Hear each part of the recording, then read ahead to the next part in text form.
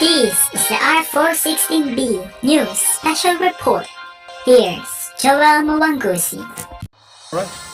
Good day, America. It's 11:30 in the West. This is Joe at your service. And today we are addressing a very important topic on our special report. We are talking about a specific right on our First Amendment, the freedom of peaceful assembly.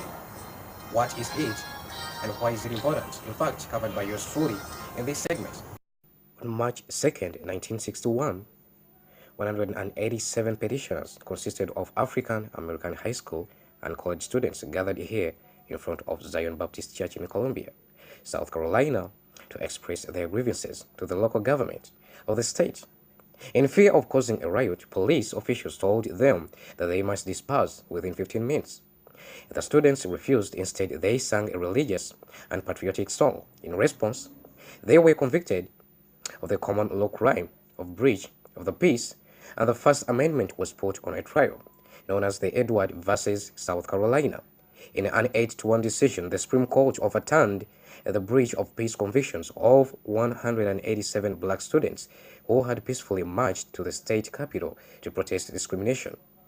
The court held the state law unconstitutionally overbroad because it penalizes the exercise of free speech, peaceable assembly, and the right of petition for a redress of grievances.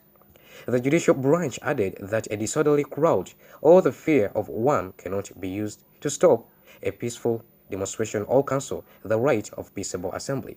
The 14th Amendment was used to support the case in favor of students. So today we have Elizandrei, who lives in Zion Baptist Church, to help us answer the questions with the freedom of peaceful assembly. Good morning, Eli. It is good to have you here. Joel, I'm pleased to be here. So what is really a freedom of peaceful assembly? So the right to peaceably assemble was a right that all American citizens have, and it is mentioned in the First Amendment.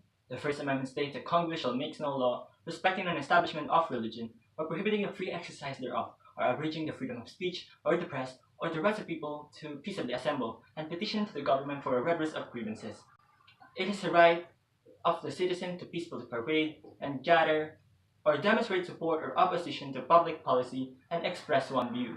Enacting legislation that would abridge the right of people to peaceably assemble is prohibited by the First Amendment. So in summary, what is the significance of this right in our society? The importance of this right is that it gives all citizens the freedom to have a voice and freely associate themselves with one another under a common cause or shared values. It promotes public discourse and diversity, and it's also the proper tool to achieve changes in the society.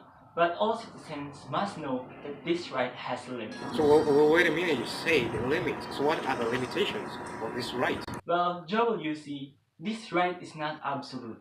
Yes, government officials cannot simply prohibit a public assembly in their own discretion, but the government can impose restriction on the time, date, and manners of assembly, provided that constitutional safeguards are met. The organizers of this assembly need to ask permission to the local government in advance before protesting.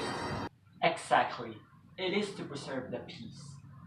Really, what do you think that this right of the First Amendment was a good idea to be added along with the other rights of the Constitution? Yes, I do believe that this right is a good idea that it is added in the Bill of Rights. In fact, this right, along with the other First Amendment rights, have brought massive changes in the American society.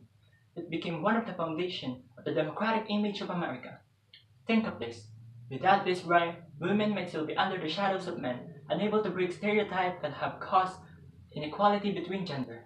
Workers might still be abused by monopolists, and there will be no Martin Luther King, or these children that have gathered in front of the Zion Baptist Church to fight for equal rights.